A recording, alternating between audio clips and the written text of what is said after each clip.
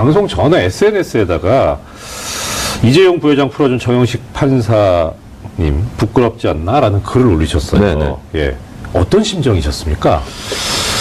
우선 이제 20년 구형이 딱 20년 형이 딱 선고가 되고 네네. 그리고 이제 안종범 6년 딱 되는 걸 보면서 네. 저는 다른 거 살펴보고 판결문이 어떤 거를 살펴보지 전에 아니 안종범도 6년인데 아니 계속 제가 얘기하지만 예. 법이라는 게 내가 전문적인 지식도 없고 국민들이 얼마나 알겠어요. 그러나 법은 도덕과 양심, 상식의 최소한이거든. 아니 어떻게 이재용을 이렇게 집행유예로 풀어주나? 그것도 3.5 법칙도 적용도 안 했어. 그렇죠. 0.6, 0.5. 그러면서 했던 얘기들이 다 무슨 네. 개그 콘서트 대본에나 나온 듯한 그런 판결문이잖아요. 그래서 그걸 보면서 그분 얼굴을 제가 유심히 봤어요. 네. 그 얼굴을 봤는데 이분은 이재용을 풀어주기 위해서 이재용 엄마 아빠도 못하는 짓을 했다 이런 생각이 들더라고요.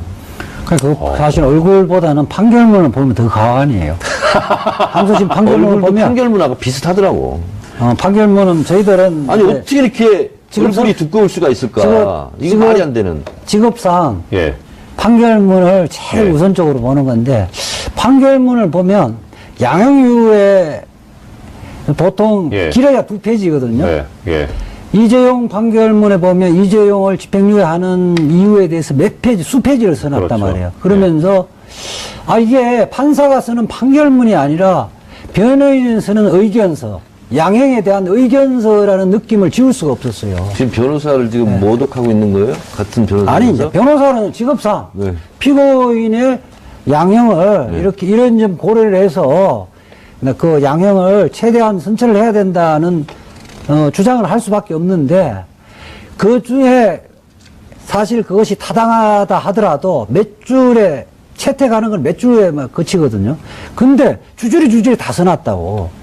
나 이 부분 깜짝 놀랐어요. 이 부분은 아마 지금 이재하 변호사님 말씀하신 부분이 이 부분인 것 같아요. 네. 그 양형 이유라는 게 뭐냐면 왜 이런 형을 선고하는지 판결문에 쓰는 그 부분인데 네. 거기에 보면 이재용 피고인 부분에 대해서 이 쓰기를 박 전 대통령의 질책과 요구의 강도가 어떠하였는지 짐작할 수 있다라는 네. 문구가 나오거든요. 네. 왜 짐작을 하고 재판을 하나? 아니, 예. 안종범 수첩을 이번에 또 증거로 인정을 했잖아요. 네네. 김세훈 1심 부장 판사는. 네. 또 정영식 판사는 그것을 이제 탄핵을 했단 말이죠. 네. 그래서 뭐, 우리 이정렬 판사가 다른 방송에 나와서 뭐 전문 증거 뭐 여러 가지 전문 용어를 동원해서 다 하던데. 네. 저는 그런 것은 그걸 떠나서 대통령이 부르고 받아 적는 거예요. 네. 그 받아 적기도 바빠요. 말하는데 그 글쓰기 속도하고 말이 더 빠르죠. 근데 그 속에서 자기의 상상을 동원해가지고 자기의 의지와 자기의 무슨 뭐 기획과 뭐 이런 것을 쓸 수는 없는 거거든. 그렇죠. 상식적으로 기자들도 대통령 기자회견다 받아 적으면 줄임말을 쓰기는 하는데 그대로다 쓰지 자기 생각은 나중에 붙이는 거 아니에요. 기사를 쓰고 나서. 그렇죠. 근데 그걸 엄연히 거기 다 나와 있잖아요. 대통령이 지시하고 뭐 하고 뭐 만나는 거 주선하고 다 나와 있는데 그걸 증거로 인정 안 하면 봐주려고 하지 않으면 난 다른 요도는 없다고 봐요. 그게 이제 좀 전문적인데 두 사람이 이야기하는 걸 제3자가 기재를 하면 이게 전형적인 전문 증거에서 그 사람 그 증거 능력을 인정을 전에 못하는 들은 맞아요. 것을 전문이라고 그러죠. 예. 예. 예. 들은 이야기라는 거예요. 근데 정청래 전 의원님과 저하고 이야기를 한 거를 내가 쓰면 그거는 증거 능력이 있는 거예요. 거의 녹음과 같은 거잖아요, 이게 박근혜 대통령, 전 대통령하고 그 누구죠? 수석, 안종범. 안종범과 이러한 취지의 대화했다는 사실.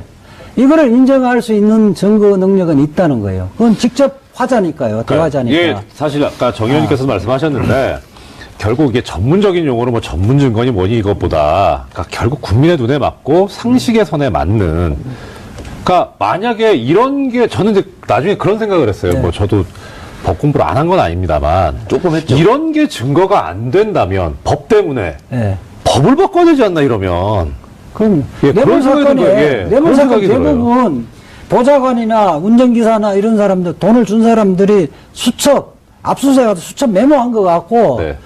그 수사가 개시되고 그거로 유죄가 되는 거거든요. 그 부분 지금까지 했던 수많은 수십만 건의 재판 그렇죠. 자체를 재심해야 되는 거죠. 예. 그래서 나는 이번에 그 증거 능력을 배척하는 걸 보면서 저희 학생운동 할 때 있잖아요. 네. 예. 내가 안 한 것도 자기들이 상상을 써가지고 막 증거로 그렇죠. 쓰거든. 예. 근데 이거는 뻔히 있는 것도 안 써요. 도대체 판사들 왜 그러는 거예요? 전 잘 모르겠고요. 아, 이번에 네. 저기 오늘 원래 최순실 피고인 판결 얘기를 네.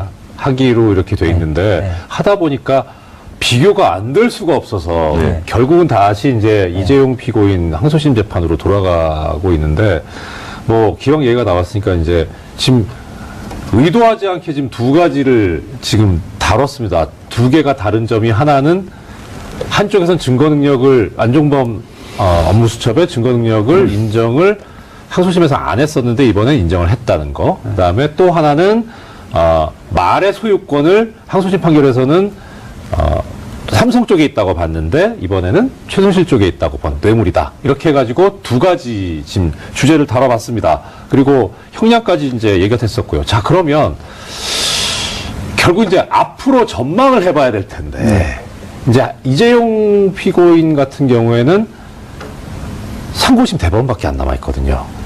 자, 우리 참 예언님께서는 저는 네. 전망이라기보다도 네. 희망인데 대법원에서 난 돌려보냈으면 좋겠어요. 네. 그리고 그럴 가능성도 매우 높다 이렇게 네네. 보고 있는데 당장 문영표 전 이사장 네. 같은 경우는 헛짓한 거야 본인이 꿈속에서. 아니 헛짓은 아니고 제가 박애주의자로서 그러니까 박애주의자로서. 그러니까 삼성이 힘들 것 같아서 그러니까 부탁도 안 받았고 아무도 안 시켰는데 네. 이건 얘기해야 자기가 되겠다. 감옥 갈 것을 각오하고.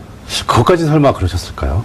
아니 그러니까 감옥 갈 수 감옥을 갈 수 있겠다는 생각도 할 수 있어. 네네네. 네. 그러니까 결국은 1심, 2심 그리고 다른 여러 재판부에서 여러 가지 모순과 충돌이 일어났을 때는 대법원이 결국은 최종 결정을 해야 되는 거 아니겠습니까? 네, 그렇죠. 근데 이제 이것이 유죄냐 무죄냐 네. 이걸 가지고 이제 증거 능력으로 채택을 하느냐 마느냐 이런 부분은 대법원에서 판단한다면서요. 네네. 형량을 10년을 20년을 해라 이런 건 안 하더라도. 그렇죠. 그건 못 하고요. 그러면 결국은 지금 1심과 2심이 판결이 모순이 됐잖아요. 당장 말 소유권 문제들을 가지고도 그렇고 네네. 안종범 증거 능력을 인정을 하느냐 마느냐도 그렇고 예. 근데 결국 이건 대법원에서 그러면 다시 해야 되는데 이런 거를 있잖아요. 우리 또 모든 국민이 지금 법에 대해서 지금 많이 공부하고 있는데 전원 합의체 이런 데서 하면 네. 유리해요 불리해요? 아니 저기 좀 일도 양단으로 죄송한데요. 저 MC거든요. 뭘 MC야? 저한테 묻지 좀 마시고요. 이어가서 그걸 해설해 이야기하면요. 주셔야죠. 왜 판사 출신이고 판사가 안 했잖아. 이재용 그 부회장의 그 대법원 사건에서는 네. 핵심 쟁점 세 가지로 봐요. 예. 첫 번째, 1심 판결에, 항소심 판결에 의하더라도 말 사용이익은 뇌물로 봤는데, 네. 그거를 평가를 안 했잖아요. 예, 그렇죠. 결국은 제로로. 액수는 모르겠다. 계산 불가. 결국 그거를 그 없는 걸로 판결을 했었거든요. 그런데 말이란 것은 이 실제 최정점의 1, 2년 부분의 사용 가치가 그 말의 전성기. 가치예요. 예. 그러니까 사실상 36억이라는 거예요.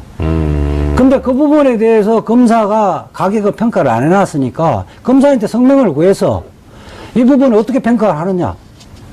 그걸 뭐 감정인이나 전문가들의 의견서를 제출한다든지 감정을 하든지 해야 되는데 그걸 전혀 안 했다. 이거는 명백하게 심리 미진이죠. 변호사님 이런 것 같아. 네. 잠깐만, 제가 좀 더 이야기할게요. 100평 아파트에서 2년 살았어. 네. 근데 사용료를 안 낸 거야. 네. 그 계산하면 금방 나오잖아. 근데 그 부분은 네. 뭐 임대료 상당이니까 작아요. 네. 이자 상당 작은데 말은요. 전성기 때 1, 2년 동안 실제 타는 가격이 전부예요. 아. 그러니까 말은 그때 그냥, 우승도 하고 하니까. 예, 임대차료 상당의 이익이 아니에요. 사실상 36은 전부라는 거예요. 아마 이게 전문가들의 감정 맡기면 대부분 그렇게 나와요. 어쨌든 그 부분이 검사가 일단 물어보지도 않고 그 계산도 안 됐다는 이유로 0으로 계산한 거거든요. 이거는 뭐 아마 대법관 전원이 일치일 거예요. 네. 두 번째는 안종범 수첩은 정영식 그 부장의 판결이 지금까지 종래 판결에 배치되는 거예요. 그렇죠. 예. 이 부분은 이거는 뭐 이론의 여지가 없어요. 그 다음에 세 번째 재산국외 도피에서 그 고의 범죄 의도가 있었는지 여부도 지금까지 판례하고 다른 판결을 했거든요. 뇌물 받을 사람이 외국에 있었기 때문에 어쩔 수 없이 외국으로 전달해줬다. 이거 고려 안 하거든요. 그래, 이 세 가지 점은 저는 종전 판결하고 다르기 때문에 예, 저는 종전 보수 진보를 떠나서 재판관들이 전원 일치해서 파기할 것이다. 예. 아울러 다른 재판하고 모순 저촉되는 부분들이 사실은 정형식 판결에서 집약되어 있거든요. 이거를 고치지 않으면 네. 그 국민들의 법감정뿐만 아니라 재판의 통일 이걸 해치기 때문에 불가피하게 파기할 것이다. 예. 따라서 정형식 부장은 이재용 재판을 도와주려고 형량을 집행유예를 했는데 네. 원세훈 재판에 예. 복사판이 될 것이다. 복사판이다. 혹 때리다 혹 붙였다. 예. 원래 징역 좀 살다가 쉬었다가 다시 징역 살려면 꼽징역이라고 그러잖아요. 어렵습니다. 휴가 뜨는 어렵죠. 것도 어렵고 네. 제가 살아봐서 아는데 네. 그럼 이재호에서 내가 한 가지 질문이 네. 있는데 네. 정영식 판사같이 네. 이렇게 말도 되지 않는 재판을 했어요. 네. 그럼 법원 자체에서 징계를 하거나 아니면 옷을 벗게 하거나 그런 거 있어요 없어요? 그거는 현재는 없는데 국민들의 감정은 지금 그거거든. 인사권자의 주관적 고려에는 고려될 수 있겠죠. 그런데 본인은요, 내가 생각할 때, 겉으로는 조선일보하고 인터뷰할 때는 양심에 따라서 했다는데 스스로가 비양심적으로 생각을 해서 오래 법관 생활을 하기는 어려울 것 같아요. 오래 하실 것 같은데. 저는 못할 것 같아요. 저는 그게 좀 뭐 부끄럽다고 할까? 그게 뭐, 이정열 생각이. 판사는 그때 왜 잘린 거죠? 저는, 저기 이슈파이터 대타 진행을 하기 위해서 나왔습니다. 아니 그래서 이정열 판사 그만뒀죠? 같은 사람도 뭐 그만둘 수밖에 없는 이런 거잖아요. 근데 정반대에서 예. 사고를 친 거잖아요 지금.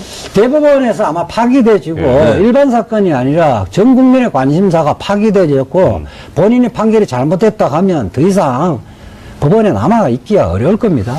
그런 그 양식이 있으면 이런 판결을 하지도 않았을 거라고 저는 또 그렇게 뭐 생각해요. 네. 그런 생각도 할 수 있겠네요. 아까 제가 이제 근데 어떤 우리가 생각이 들었냐. 희망을 해야 되겠네. 원세훈처럼 예. 파기환송 당해가지고 다시 얹어가지고 얹어서. 또 꼽징역을 사는 걸로 네. 이제 뭐 그렇게 될 거예요. 예언과 희망이 네. 섞여 있었다. 근데 그러니까 제가 이제 하나 그 정영식 부장 입장에서 생각을 해보면 잘 알아요?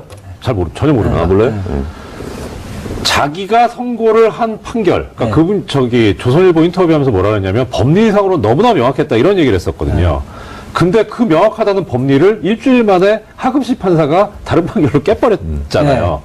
되게 부끄러울 것 같아요. 그러니까 이게 고등법원 판결이 유사 사건에서 있으면 하급심 판사는 혹시 내가 평소에 생각이 잘못된 게 아닌가 하면서 네. 대체적으로 따라가는 경향이 있는데 이거는 김세준 부장은 이거 도저히 아무리 생각해도 말이 안 된다고 생각하니까 자기 소신대로 판결을 한 거거든요. 그러니까 정영식 부장은 일면만 생각한 것 같아요. 내가 이렇게 판결을 하면 다른 사람들 어떤 비판을 하겠지라는 생각을 못 한 것 같아요. 이재용을 봐줘야 되겠다는 생각이 너무 강해서 다른 고려를 못 했던 거죠. 우리 서울법대 나오고 우수한 성적으로 법관이 됐던 사람이 그러니까 점검물인 서면이라든지 아까 안종범 수첩에 예. 점검 능력이 네. 간접 증거로서 있다는 걸 네. 모를 리가 없거든요. 그 변호사님 어려워집니다. 모를 리가 없잖아요. 예. 모를 리가 없고 간접 증거 이런 말 하지 마시고요. 모를 리가 네. 없고 정황 증거로서 증거 능력이 있다. 네. 하는 거는 모를 리가 없고 실질적으로 형사재판에서 형식적 소유권에 따라서 유무죄를 결정하는 것이 아니라 실질적으로 소유권 행사를 누가 했느냐를 갖고 판단한다는 것이 수백 개, 수천 개의 대법원 판례가 있다는 걸 모를 리가 없거든요. 순간 망각하고 저도 너무 모를 봐주려는 리가 의욕 없다고 때문에. 게 그 진단이 저는 정확하다고 생각이 됩니다. 봐주려고 하다 보니까 눈이 네. 감겼다. 그렇죠. 그냥. 네. 자, 그럼 이제 마지막 네. 이제 질문. 자, 솔직히 이재용 피고인이 상고심에서 어떤 재판을 받게 될 것인가 이것도 하나의 관심이지만 네. 역시 스타는 맨 마지막에 나타나잖아요. 네. 박근혜 전 대통령은 어떻게 될 것인가? 저는 어제 예언했습니다. 네. 무기 이상. 무기징역. 네. 근거는 아니, 최순실이 20년이면 30년을 때리겠어요? 40년을 때리겠어요? 그냥 무기 때리는 거지. 이 변호사님 어떠세요? 저는 25년 정도 생각을 예. 하는데요. 네. 일단 국민이 권력을 준 것은 박근혜니까 네. 그 최순실이 날뛰고 설치고 하는 것들을 박근혜 때문에 가능했던 거고요. 그런 재질 없는 무기징역도 선고를 할 수 있는데 박근혜 전 대통령에게는 추가 기소 사건이 또 있어요. 네, 특활비, 예. 특활비가 있는데 그 룸을 좀 남겨놔야 되지 않겠어요? 그것도 10년 이상의 형은 선고되어질 텐데 저는 무기보다는요 25년 선고되어지고 추가적으로 10년 하면 형식상으로는 무기보다 가벼운 형이지만 실질적으로는 무거운 형이에요. 그렇게 제가 무기를 예상한 것은 네. 그냥 감으로 찍은 게 아니라 예. 대법원의 양형 기준을 제가 쭉 살펴봤어요. 네, 네, 네. 근데 네. 감형 요소가 없더라고요. 감경 요소가 없어요. 반성도 안 하죠. 네. 그리고 이제 직접 최고권력자 대통령이었고. 전과가 없을걸요? 아 근데 태도도 또 불량해. 불량하죠. 재판정 안 예, 나오고 뭐 예. 그래서 재판 거부하죠. 아니 발가락 아픈 거도 뭐 고려 요소는 돼요. 그래서 제가 고름 요소죠. 제가 봤을 때는 그냥 상식을 가진 재판정이라면 판사라면 무기를 때리기에도 아무 지장이 없다 이런 생각이 들더라고요. 그러니까 검사는 아마 무기징역을 구형을 할 거고요. 예.